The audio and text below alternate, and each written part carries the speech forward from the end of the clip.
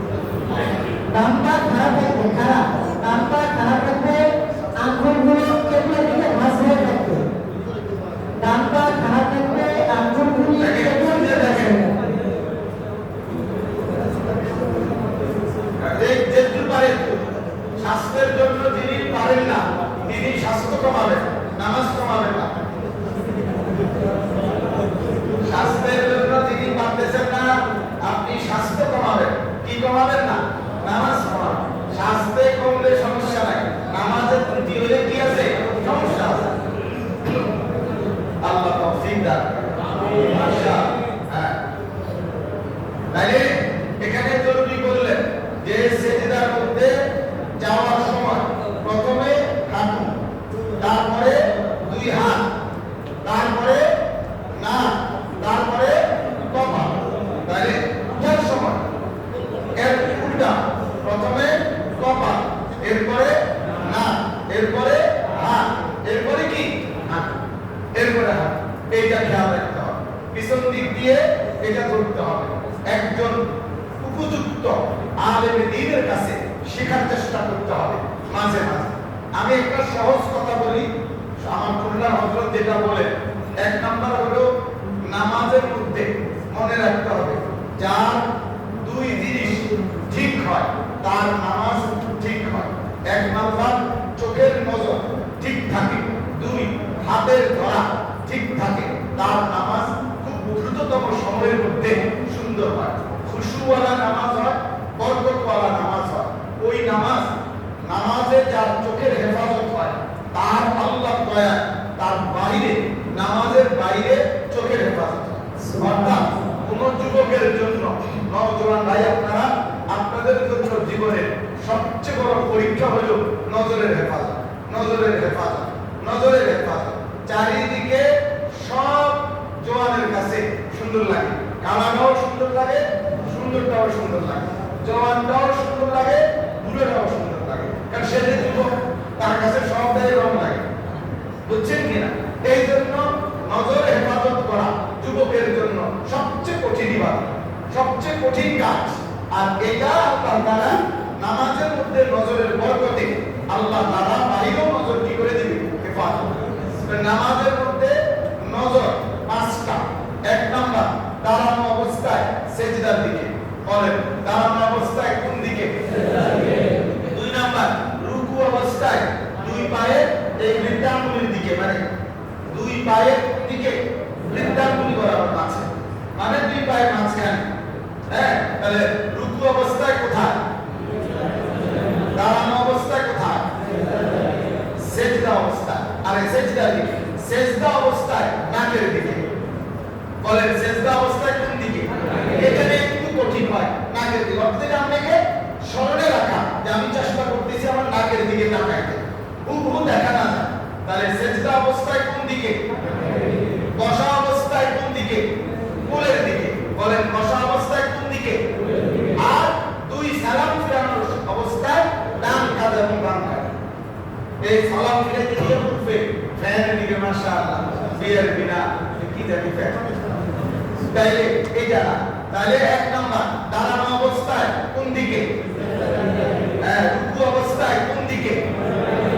বসা অবস্থায়, আর সেজদা অবস্থায় কোন দিকে? বসা অবস্থায় কোন দিকে? দুই সালাম ফেরানোর ক্ষেত্রে কোন দিকে? দুই কাঁধের দিকে, দুই কাঁধের দিকে তাকাইতে হবে। এই হলো চোখের দৃষ্টি কয়টা হলো? পাঁচটা। কয়টা? পাঁচটা। হাতের ধরা চারটা। এক নাম্বার নামাজের নিয়ত বাঁধার সময় এইভাবে ধরা, এই যে একটা ধরা, মানে এই এক। হাতের ধরা কয়টা? চারটা। এক নাম্বার এই রুকু আর নিয়ত বাঁধা অবস্থায় এইটা। দুই নাম্বার রুকু অবস্থায় ছড়ানো, রুকু অবস্থায় কি? ছড়ানো। তিন নাম্বার সেজদা অবস্থায় মিলানো, সেজদা অবস্থায় কি? এই আঙ্গুল এটাও কিন্তু মিলাইতে হবে, এই আঙ্গুলটাও কি করতে হবে? আমরা কিতাবে পড়ছি বহু বুজুর্গানে দ্বীন এমন ছিলেন যারা কোন আল্লাহর বান্দার সেজদার আঙ্গুল সুতা রাখে নাই, এটা মিলাইয়া ওনার কাছ থেকে চলে আসছে যে উনি বুজুর্গ না, উনি নেককার না, উনি সুন্নাত মোতাবেক নামাজের সেজদার মধ্যে আঙ্গুল রাখতে জানে না, যিনি উনি আল্লাহ ওয়ালা হইতে পারে। এই জন্য এটা জরুরি। তিন নাম্বার হলো তাহলে সেজদা অবস্থায় হাতের আঙ্গুল কিরকম? মিলানো, রুকু অবস্থায় ছড়ানো, হ্যাঁ, নিয়ত অবস্থায় এরকম করা। আর চার নাম্বার হলো বাকি সকল অবস্থায় স্বাভাবিক। যেমন আমি দাঁড়াইলাম, এই হাত স্বাভাবিক, এরপরে ওই আত্তাহিয়াতুর জন্য বসলাম, তখন হাত এমনি কি স্বাভাবিক রাখি। এই তাহলে নজর কয়টা? পাঁচটা। আর হাতের ধরা কয়টা? এই বাহ্যিক এই দুইটা জিনিস যার নামাজে ঠিক থাকে তার নামাজ সুন্দর হয়, তার নামাজ ধীরে ধীরে খুশুওয়ালা নামাজ হয়, মনোযোগ হয়, এবং একটা পর্যায়ে বাহিরে, যার নামাজ ঠিক হয় তার বাহিরের জিন্দেগি ঠিক হয়ে যায়। হ্যাঁ শেষ। এজন্যই আমি সংক্ষেপ করে ফেললাম একসাথে। মূল কথা হলো ভাইয়া, আজকে নামাজ এখন গিয়ে এলাকায় ইমাম সাহেব বলবেন মাগরিবের থেকে বা কালকের থেকে, হুজুর আপনি সরে দাঁড়ালে ভালো হয়, আলহামদুলিল্লাহ নামাজ শিখে আসছে। ঠিক না? বিষয়টা কিন্তু এটা না, মাতবরি করার জন্য বা পণ্ডিতি করার জন্য, বিয়ে কারোর সাথে ঝগড়া বাঁধানোর জন্য কি শেখানো হয় না। আমার আমলের জন্য। কার জন্য শেখানো হয়েছে? বলেন ভাই, কার জন্য? আমার। এদিকে আবার কি নামাজ ফরজ করা আছে বদল, তাই না? দেখাই তোমার বেটা না, কারোর সাথে এই 20 মিনিট নামাজ শিখা যদি আপনি মাতবরি করেন, তাহলে আমরা আজকে 25 বছর কি গাছ কাটি। বুঝলেন না এই কথাটা? কাজেই কোনোভাবে কারোর সাথে বেহুদা তর্ক করার জন্য নয় ভাইয়া, আমার নামাজ সুন্দর হবে। আর এটা দ্বারা এটা তো বুঝছেন যে নামাজ যে শিখার জিনিস, এটা বুঝছেন কিনা, এবং এটা যে আজকে এই 20 মিনিটে যথেষ্ট না, এটা বুঝছেন কিনা? ভাইয়া এটা বুঝা অনুভূতি দরকার। আমি যে বলছি সাহাবায়ে কেরাম কিশোর সাহাবী, তারা 20 দিন নবীজির কাছে থেকে নামাজ শিখছে, নামাজ শিখার বিষয়। নবীজি সাল্লাল্লাহু আলাইহি ওয়াসাল্লাম বলেন, আমাকে যেভাবে নামাজ পড়তে দেখেছো ওইভাবে নামাজ পড়ো, ওইভাবে নামাজ পড়ো। তাই নামাজ দেখে শিখতে হয়, নামাজ ধারাবাহিক ধাইকা সুহবতে সান্নিধ্যে থেকে শিখতে হয়। আল্লাহ নবী সাল্লাল্লাহু আলাইহি ওয়াসাল্লাম বলেন, যার নামাজ ঠিক হলো, মান আকামাহা ফাকাদ আকামাদ দ্বীন, তার পুরো দ্বীন ঠিক হয়ে গেল। যার নামাজ নষ্ট হলো, তার পুরো দ্বীন নষ্ট হয়ে গেল। এজন্য নামাজ যার সুন্দর, তার জিন্দেগি সুন্দর। নামাজ যার অসুন্দর, তার জিন্দেগি অসুন্দর। আল্লাহ তাআলা আমাদের সকলকে সুন্দর নামাজ, ইখলাস